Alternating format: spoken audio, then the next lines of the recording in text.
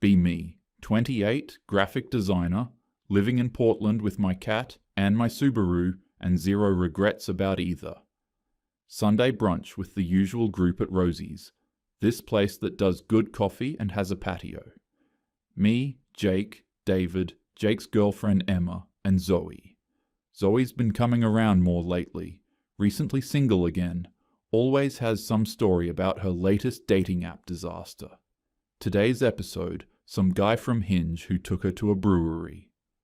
He didn't even ask what I wanted to drink, Zoe said, scrolling through her phone like she was presenting evidence. Just ordered for himself and expected me to figure it out. And then, get this, he suggested we split the bill. Emma made a sympathetic noise. I nodded along. David glanced at Jake. Jake suddenly became very interested in his coffee. And the conversation was so boring, Zoe continued. Like, I'm sitting there doing all the emotional labor, asking questions, being engaged, and he's just talking about his job, his crypto portfolio. I don't care about Bitcoin, Brad. That sounds exhausting, I said. It is. Zoe looked at me like I was the only one who understood. And this is every guy. Every single one. They don't plan anything creative. They don't make you feel special. They expect you to be impressed that they showed up. The bar is literally on the floor. David opened his mouth, closed it, took a sip of his coffee. What? Zoe said. Nothing, just... David shrugged. Maybe the guy was nervous. First dates are weird for everyone. Oh, so I'm supposed to lower my standards because men can't handle basic social interaction? I didn't say that. You're literally defending him right now. Jake put a hand on David's shoulder. The universal sign for let it go, bro. I'd seen this play out before. The guys would try to offer perspective. Zoe would take it as an attack. Someone would say, anyway, and we'd move on. Honestly, I got why she was frustrated. Dating men seemed like a nightmare. I'd been out since college, dated women exclusively, and never had to deal with the emotional incompetence straight girls complained about. After brunch, Zoe and I walked to our cars together. I swear, men are just broken, she said. Like, actually broken. I don't know how straight women do it.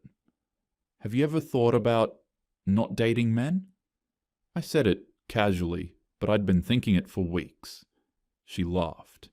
What, like go full lesbian? I mean, bisexual is a thing. You don't have to commit to a label. I unlocked my car.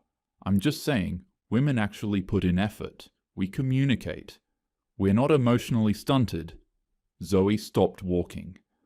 Wait, are you saying what I think you're saying? I'm saying if you're tired of dealing with men's bullshit, maybe try something different. She smiled. You know what? Maybe I will. That night, she followed me on Instagram. Then she liked 6 of my photos in a row. Then she DM'd me. Zoe. Okay, so I downloaded her and I have no idea what I'm doing. LOL me. It's pretty straightforward. Just swipe like normal, Zoe. Are you on there? Me. Yeah, Zoe. Would it be weird if I swiped right on you?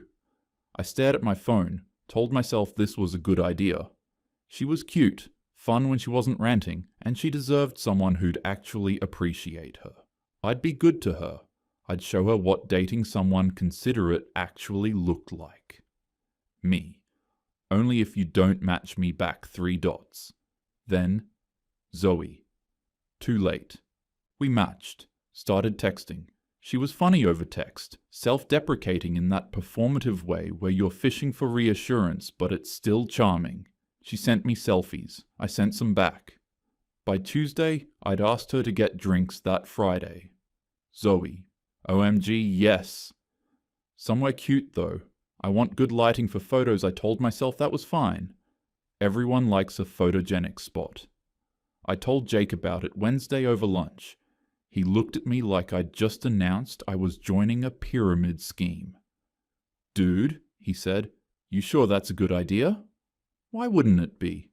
He chose his words carefully. Zoe complains a lot, about everything. She complains about men being shitty, which, fair. David's ex did the same thing. Constant complaints, nothing was ever good enough. Turned out she was the problem. That's different. Is it? Yes, I said, because I'm not a man. I actually know how to treat someone. Jake didn't look convinced, but he let it go. I should have listened. Friday came. I picked the wine bar she'd been hinting about. Ampersand downtown, exposed brick and Edison bulbs, the kind of place that shows up on every best date spots in Portland list. I got there first. Ordered a glass of Pinot Noir, waited. Zoe walked in 20 minutes late, looking like she'd spent 3 hours getting ready. She probably had. Black turtleneck, high-waisted jeans, leather jacket. She looked good and knew it. Sorry, traffic was insane, she said, kissing my cheek. There was no traffic. It was 7 p.m. on a Friday in Portland. But whatever. We talked. She was charming when she wanted to be. Funny stories about her co-workers. Self-aware jokes about her dating history. When the server came by, she ordered the most expensive glass on the menu without looking at the price. "Oh God, I shouldn't," she said after ordering. "I'm trying to be good." She wasn't trying that hard. She kept it. The check came. I waited to see if she'd reach for it. She didn't. I paid.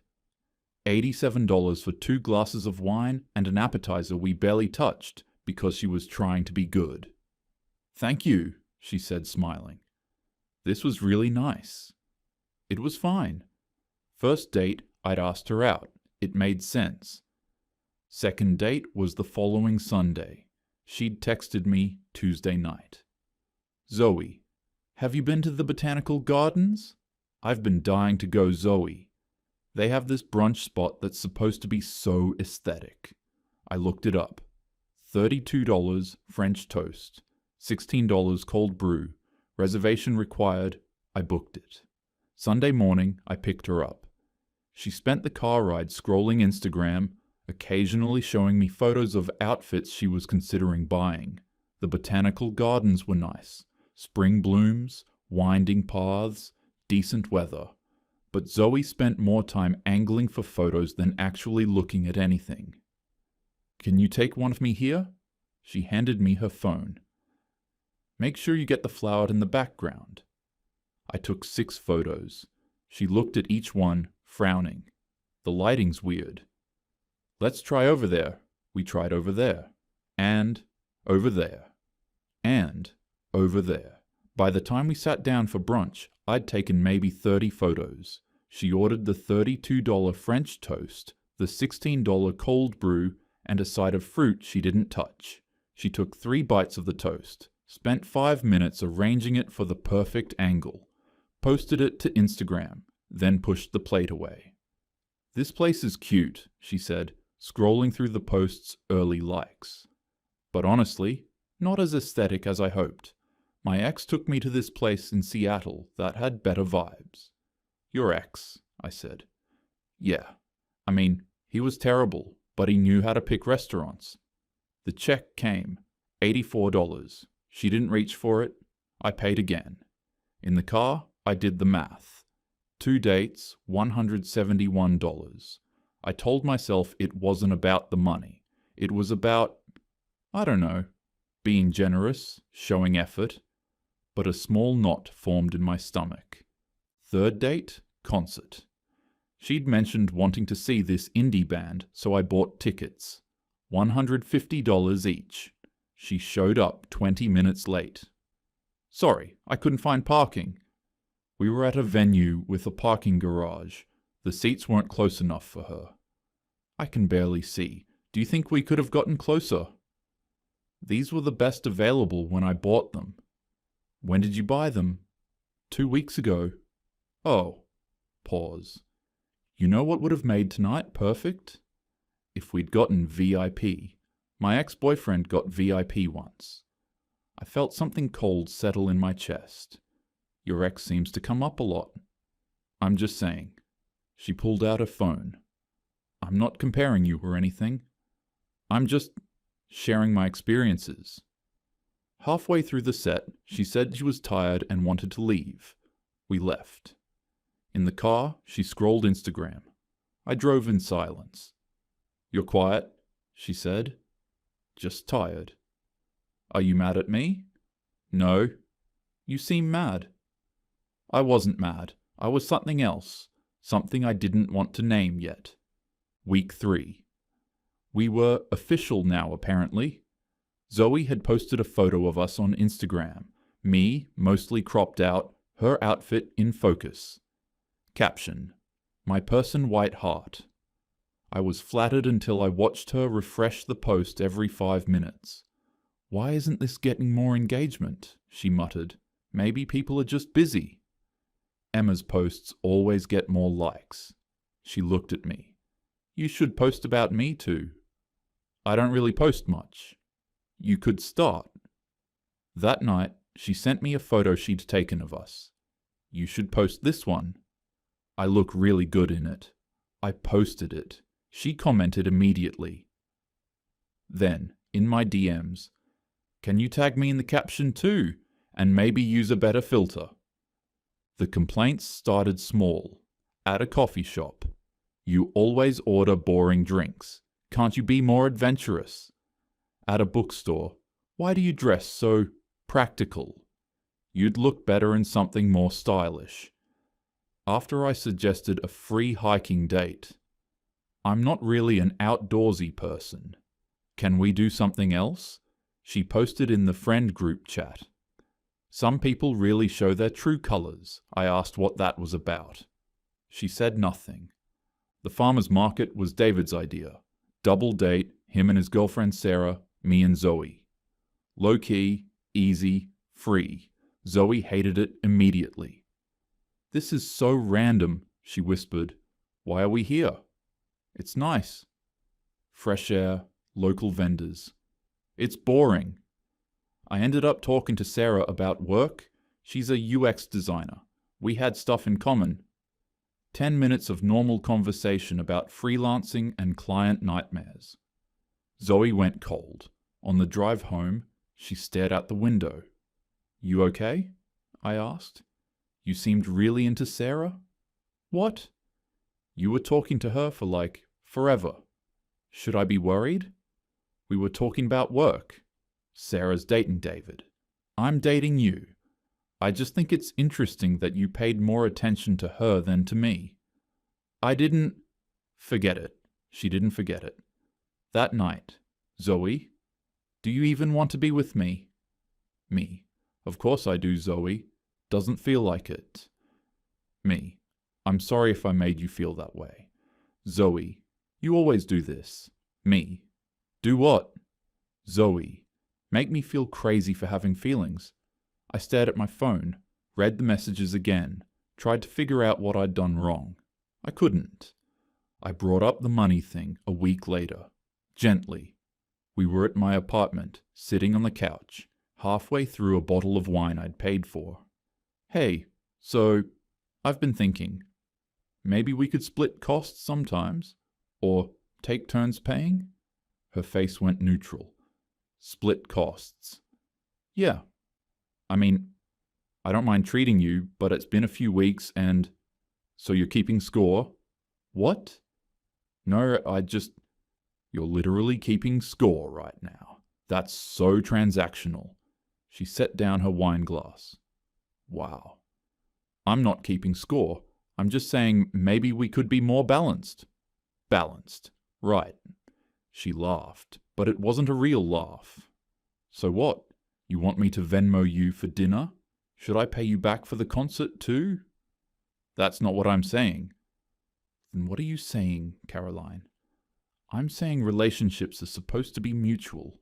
We both put in effort." "Effort." Her voice went sharp. "I'm here, aren't I? I'm giving you my time. Time is money, and plus I'm letting you into my life. That's not enough for you." I felt like I was losing my grip on reality. "I just want us both to contribute. You're being controlling, just like a man would." The phrase hit me like cold water. I thought you were different, she continued. I thought dating a woman would be different. But you're just as demanding as every guy I've ever dated. Zoe, I need some air. She left, sat in her car for 20 minutes, then drove away. I sat on my couch, staring at the 2 wine glasses, wondering what the hell just happened. My phone buzzed. Jake.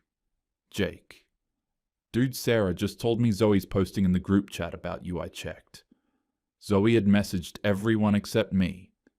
Zoe, I thought dating women would be different, but Caroline's been so demanding and critical lately. I feel like I can't do anything right. Maybe I'm just not cut out for this. Emma had responded, Oh no, babe. I'm so sorry David hadn't responded. Jake sent me another text. This sounds exactly like what my ex did to me. Remember? I did remember. Jake's ex 2 years ago, the one who made him feel insane, the one who twisted every conversation, cried when he asked for basic reciprocity, painted him as the villain to their friends. I'd told him he was probably overreacting. I texted David the next morning. Me. Can we talk? About your ex? David. Yeah, man. Coffee. We met at a place near his apartment. He looked unsurprised when I brought up the similarities. She did the same thing, he said. Every conversation became about how I wasn't doing enough. I'd plan dates, pay for everything, listen to her complain about work, about her friends, about me. And when I finally asked if we could split a dinner bill, she cried. Cried? Full breakdown. Said I was making her feel worthless, that if I really cared, money wouldn't matter. He stirred his coffee. Then she told our friends I was financially abusive. Jesus.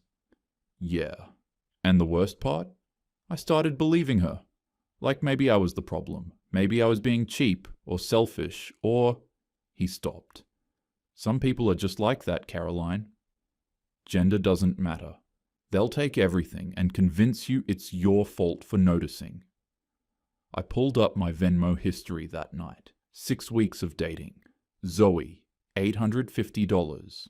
Concert tickets, dinners, that botanical garden brunch, wine bars, coffee dates, the rideshare to her place when she was too tired to drive. She'd never paid me back for the concert tickets like she said she would. I tried one more time. Texted her asking if we could talk. She showed up at my apartment 2 days later. I'd rehearsed what I wanted to say. Calm, clear, non-accusatory. I just need us to be more equal, I said. Not just with money, but with effort. Planning dates, emotional support, all of it. So this is still about money. It's about balance. If you really loved me, you wouldn't care about money. My ex at least tried to make me feel special. I'm not your ex. No, you're worse. Because you pretended to be different. She stood up. You know what would fix this? If you actually showed me you care. We could go to that spa I mentioned. A couples massage, reset everything. If you're willing to invest in us. Zoe, I'm not paying for a spa day to prove I care about you. Her face went cold. Then I guess you don't. That's not... I'm done. She grabbed a jacket. I'm done trying to make you happy. Nothing I do is ever enough. She left. I didn't chase her. I broke up with her via text an hour later. Kept it short. Me. I don't think this is working. I wish you the best. Her response came immediately. Zoe. Wow, Zoe, I gave you everything, and you're just throwing it away, Zoe. I should have known you'd do this.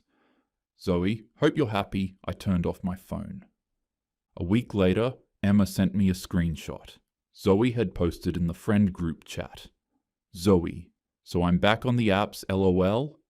Dating women is just as hard as dating men. Everyone's so selfish now. Is it too much to ask for someone who actually tries? I stared at the message. The complete lack of self-awareness was almost impressive. Jake texted me, separately. Jake.